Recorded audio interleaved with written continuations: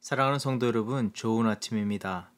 오늘도 선하신 주님의 손길을 따라 믿음의 발걸음을 맞춰 걸어가는 저와 여러분의 삶이 되기를 기도합니다. 오늘은 시편 57편 1절에서부터 3절의 말씀으로 새벽 기도회를 시작합니다. 하나님이여, 내게 은혜를 베푸소서. 내게 은혜를 베푸소서.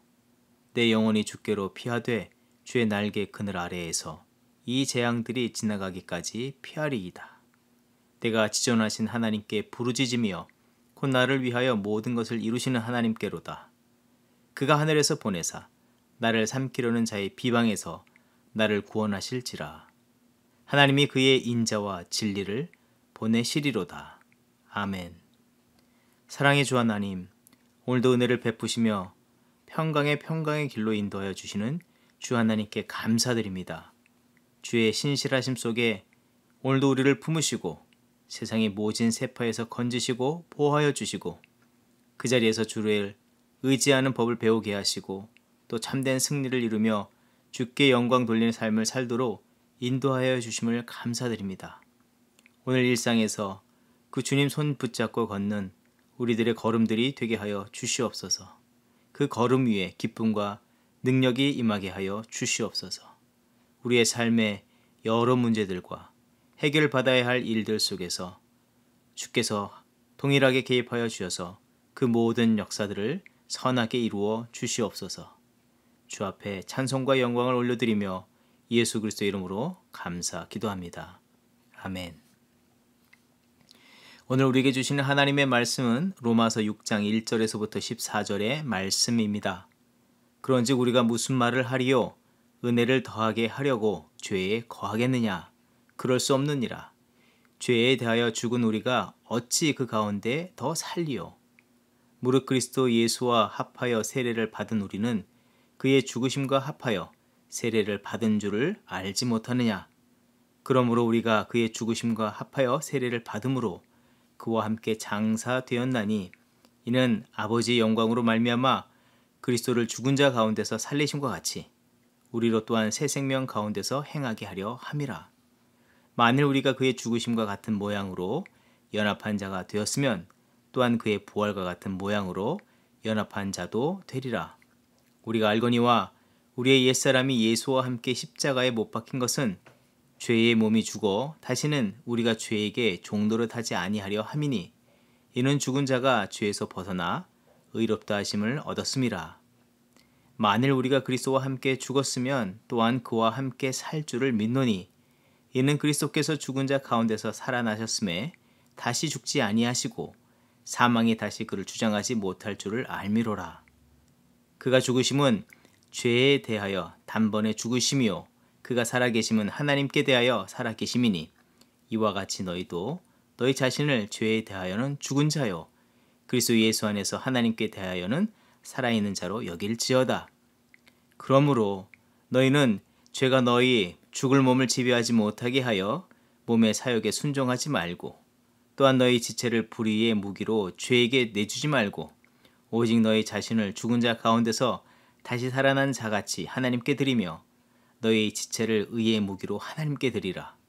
죄가 너희를 주장하지 못하리니 이는 너희가 법 아래에 있지 아니하고 은혜 아래에 있음이라. 아멘. 오늘 본문의 말씀은 세례에 관한 말씀을 통해서 하나님의 참된 뜻과 바른 믿음의 관계를 따라 사는 말씀을 전해줍니다. 세례는 영적, 육적인 완전한 존재의 변화의 상태를 말해주는 것을 의미합니다. 다시 말해서 세례가 죄에 죽고 의로 다시 사는 의미를 우리에게 전해주는데 영적으로나 육적으로 예수 그리스도의 보혈에 잠기고 그 은혜 가운데 다시 일어나 새로운 호흡을 시작하게 되었음을 말합니다. 마치 갓난아이가 어머니의 태중에서 나올 때 응애하면서 우는데 그것은 다름 아니라 새로운 호흡을 하며 새로운 삶을 시작했음을 말해주는 것입니다. 또 새롭게 태어남의 은총과 기쁨과 동시에 과거의 삶, 이 아담의 죄 아래 살던 삶은 그 호흡이 멈춘 것, 그 사망 선고를 한 것이 되는 것입니다. 갈라디아서 5장 24절의 말씀, 그리스도 예수의 사람들은 육체와 함께 그 정욕과 탐심을 십자가에 못 박았느니라. 세례를 힘을 주어서 말하는 것은 어떤 믿음의 지식을 알려주기 위한 것이 아니라 하나님의 은혜로 새롭게 태어난 자녀로서 거룩한 존재로 자신의 존재를 분명히 알고 거룩한 관계와 능력의 삶을 영위하게 함을 가르쳐 주는 것입니다. 사도 바울이 로마 교회를 생각하고 또 그들에 관한 소식을 들었을 때에 구원의 은총, 새로운 삶을 시작하였음에도 불구하고 거룩하고도 새로운 존재로서 따라 살아가는 것이 아니라 옛 호흡, 옛 생활에 머물고 그것에 집착하고 있는 성도와 그런 교회의 모습을 보아왔고 그에 대한 안타까움과 동시에 참되고 바른 믿음의 삶을 이루어야 할 것을 말씀하는 것입니다. 본문의 말씀을 유심히 들여다보면 1절에서부터 2절까지는 우리의 지나온 삶에 대한 모습들을 말해주면서 계속해서 그런 삶을 살아서는 되겠는지에 대해서 질문하면서 영적인 각성과 온전한 뜻을 찾기를 촉구하고 있는 것입니다. 3절로부터 6절까지는 그동안 세상의 자랑과 명예, 권세와 욕망과 함께 하면서 살았지만 이제 그것을 결별하고 오직 죄에 죽고 의로 사신 그리스도와 연합한 자로서 그에 합당한 삶을 살아가야 할 것을 말씀해 줍니다. 4절에서는 세례를 통해서 그의 죽으심과 새로운 거룩한 연합함으로써의 온전한 삶을 말해줍니다. 그리고 7절 이하의 말씀을 보게 되면 우리 또 너희라는 그 단어를 통해서 그 대상을 지시하고 있는데 8절 만일 우리가 그리스도와 함께 죽었으면 그와 함께 우리도 11절의 말씀 그와 같이 너희도 12절의 말씀 그러므로 너희는 죄가 너희 죽을 몸을 지배하지 못하게 하여 13절의 말씀 또한 너희 지체를 오직 너희 자신을 이렇게 표현하고 있는데 세례 곧 예수 그리스도의 십자가에서 이루신 구원의 사건을 믿는 모든 자는 그리스도와 함께 새롭게 태어난 삶을 살아야 할 것을 말하고 있는 것입니다. 중요한 핵심을 이 중요한 내용 속에서도 분명하게 전해주고 있는데 3절과 9절의 말씀을 보게 됩니다. 3절 무릇 그리스도 예수와 합하여 세례를 받은 우리는 그의 죽으심과 합하여 세례를 받은 줄을 알지 못하느냐. 9절의 말씀 이는 그리스도께서 죽은 자 가운데서 살아나셨음에 다시 죽지 아니하시고 사망이 다시 그를 주장하지 못할 줄을 알미로라. 첫째는 오직 그리스도의 대속적 죽음으로 인한 죄에 대한 사망 선고와 그리스도의 부활로서의 출생 신고가 이루어졌음을 분명하게 말해주는 것입니다. 이것은 다시 말한다면 오직 주의 주권적인 은혜와 새로운 역사를 선언하는 것입니다. 어느 사람도 자기의 출생을 자기가 책임을 지거나 죽음 이후의 영원한 생명도 자기 손으로 주장할 자 누가 있겠습니까? 그런 사람이 있을 수 없듯이 거룩한 출생과 영원한 생명을 받은 자로서 전적인 하나님의 섭리요 하나님의 사랑이며 예수 그리스도의 은혜인 것을 분명히 알고 그 은혜와 사랑 안에서 참되게 감사와 겸손의 믿음으로 살아가야 할 것을 말해줍니다. 둘째는 세례를 받음과 받은 자의 삶은 이제 자기의 의지와 뜻에 관한 것이 아니며 구원받은 자가 어떻게 살아야 한다는 책임의식을 요구하는 것이 아니라 새롭게 태어난 아이가 건강하게 성장하면서 참된 것을 배우고 익히며 살아가야 하는 것이 매우 자연스럽고 당연한 일인 듯이 그와 같이 주님의 이루신 구원으로 영원한 생명과 거룩한 삶을 얻은 자가 되었기에 매우 자연스럽게 의와 거룩의 일상을 살아가는 것을 당연한 일로 삼고 그와 같이 살기를 힘써야 할 것을 말해주는 것입니다. 특별히 모든 믿는 자에게 있어서 잊지 않아야 할 바가 있다면 무엇보다도 세례받은 자, 부활을 소망하는 자는 거룩한 삶으로 살아가야 하는 그 존재로서 자신을 바라보아야 하고 그런 자신의 삶을 조망해 보아야 한다는 것입니다. 그리스도의 보혈로 구원받은 거룩한 존재요. 구원의 능력과 은혜의 상속자로 이제 살게 되었는데 종종 어떤 분의 경우 자기 자신이 어떤 사람인지를 인식하지 못한 채 살아가는 분도 계심을 보게 됩니다. 또 여전히 세상의 죄와 허물, 교만과 이 패배주의적 사고와 부정적 태도를 가지고 자신을 보고 또 세상을 대하는 분들이 계심을 봅니다. 자신에 대한 그릇된 자아 인식은 주변의 사람들을 바라보는 시각도 온전하지 못하여서 비난과 비판으로 인해서 세상에 있는 많은 사람들에게 아픔을 주고 슬픔을 줍니다. 그들에게서 문제를 찾으려고만 한다는 것입니다. 하지만 여전히 허물이 많은 우리에게서 허물을 애써 찾지 않으려 해도 찾아지는 것이 당연한 결과인데도 꼭 그렇게 하는 분들이 계시다는 것입니다. 영적 심사가 꼬인 분들이고 아직 제대로 영적인 이 풀어짐, 주께서 주시는 그 평안과 기쁨, 자유, 그것을 알지 못하는 분들이라는 것입니다. 그러나 구원받고 성화되어가는 삶의 여정을 시작한 우리는 주 안에서 자신을 끝까지 의롭다 여기시고 위로와 격려하시고 하나님의 구원의 완성을 위한 대상으로 여겨주시며 그런 사랑으로 우리를 주께서 바라보고 계시다는 것을 우리는 기억해야 하고 또 삶의 자리에서 그와 같이 하나님의 시각으로 세상과 주변에 있는 사람들을 바라보고 주의 이루시길 원하신 구원의 역사에 동참하면서 그 일을 이뤄가는 일꾼으로 살아가는 우리들이 되어야 하는 줄 믿습니다. 또한 두 번째로는 그리스도와 연합한 자로서 사는 것을 잊지 않아야 합니다. 본문 8절에서부터 9절의 말씀, 만일 우리가 그리스도와 함께 죽었으면 또한 그와 함께 살 줄을 믿노니. 이는 갈라디아서 2장 20절의 말씀을 생각하게 합니다. 내가 그리스도와 함께 십자가에 못 박혔나니 그런즉 이제는 내가 사는 것이 아니요 오직 내 안에 그리스도께서 사시는 것이라. 이제 내가 육체 가운데 사는 것은 나를 사랑하사 나를 위하여 자기 자신을 버리신 하나님의 아들을 믿는 믿음 안에서 사는 것이라. 그리스도와의 연합이고 하나 된 삶을 말하는 것입니다. 이것은 죄와 사망도 이긴 삶을 말하는 것이고 생명을 살리는 삶이기도 하는 것입니다. 생명의 능력을 나타내는 삶을 이루어야 할 것도 또한 동시에 말해주는 것입니다. 그리스도와 연합된 삶을 온전히 이해하지 못하면 우리는 옛사람대로 살 수밖에 없는데 그것은 생명의 부활이 아닌 죽음의 부활이란 고통의 연속 속에 살게 되는 것을 말합니다. 여러분 한 번쯤 악몽을 반복적으로 꾼 경험이 있지 않습니까? 자다가 악몽을 꾸었는데 그러다 다시 잠이 들게 됩니다. 이제는 좋은 꿈을 꾸길 바랬는데 또 악몽을 꾸게 될 때에 다시 잠드는 것이 두렵지 않습니까? 그리스도와 연합한 삶이란 마치 그 악몽에서 벗어나 완전히 새로운 꿈을 꾸는 것과 같은 것이라 말할 수 있습니다.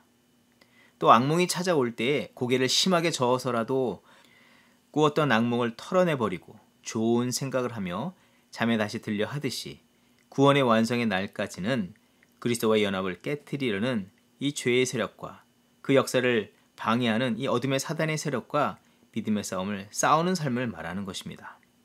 12절의 말씀, 그러므로 너희는 죄가 너희 죽을 몸을 지배하지 못하게 하여 몸의 사역에 순종하지 말고.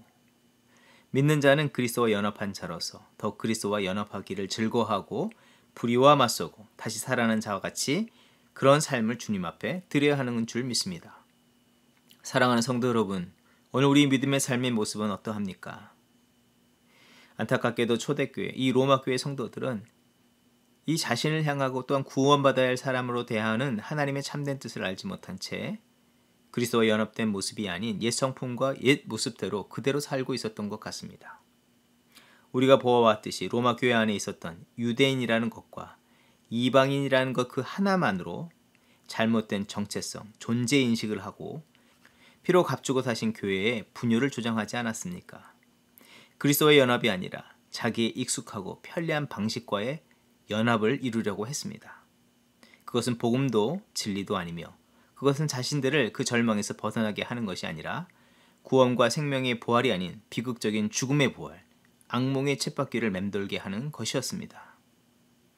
오늘 살아가는 우리도 혹시 그런 어리석은 자기인식과 거짓된 선택을 하면서 비참에 빠져 있거나 혹 누군가를 비참과 깊은 절망의 수렁에 끌고 들어가는 그런 분들은 계시지 않습니까?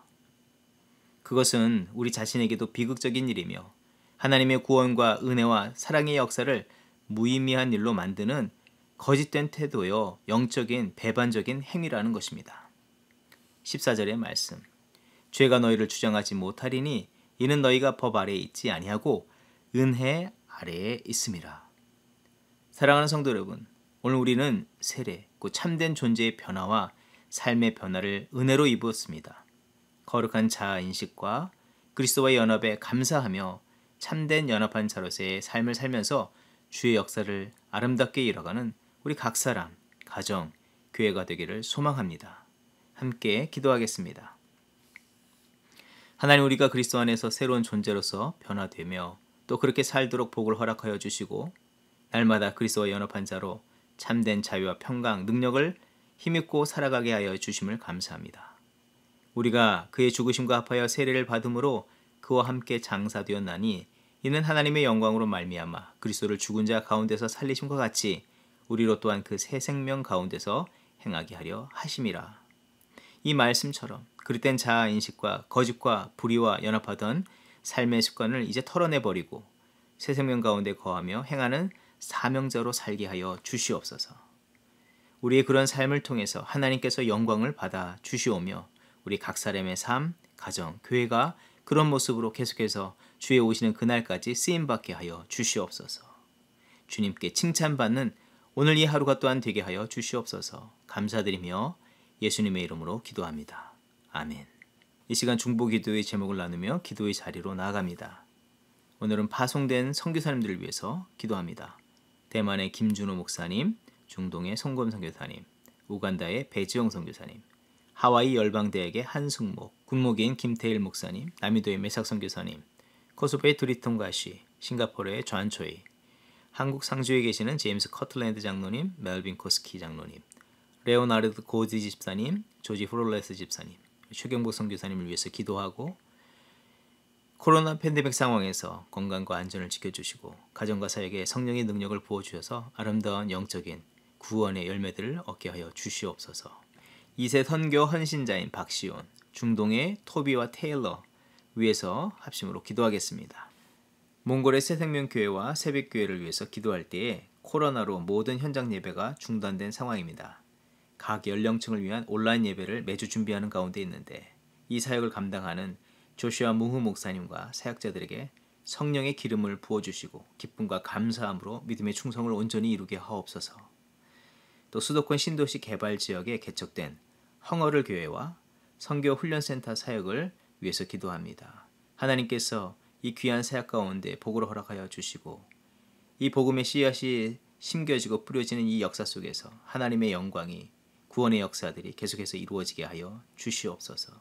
몽골 땅뿐만 아니라 주변에 있는 나라와 민족, 러시아와 중국과 북한에 계속해서 복음의 능력들이, 복음의 소식들이 증거되고 전파되게 하여 주시옵소서. 합심으로 기도하겠습니다.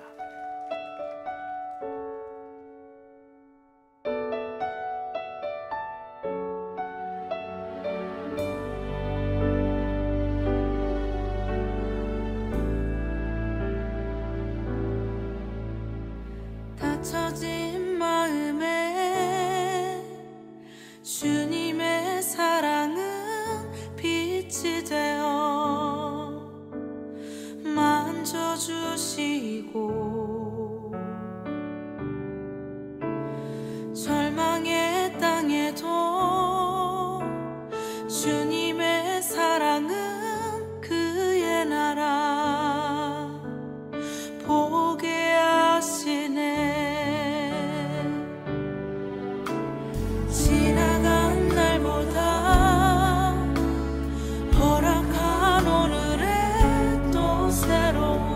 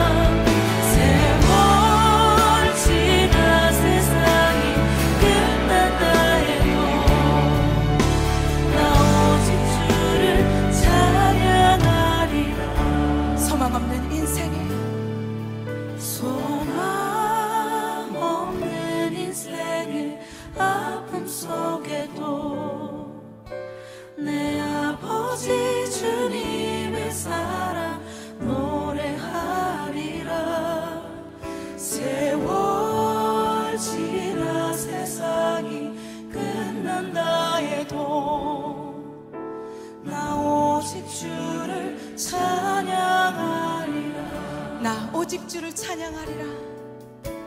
나 오직 주를 찬양하리라. 나 오직 주를 나 오직 주를 찬양하리라.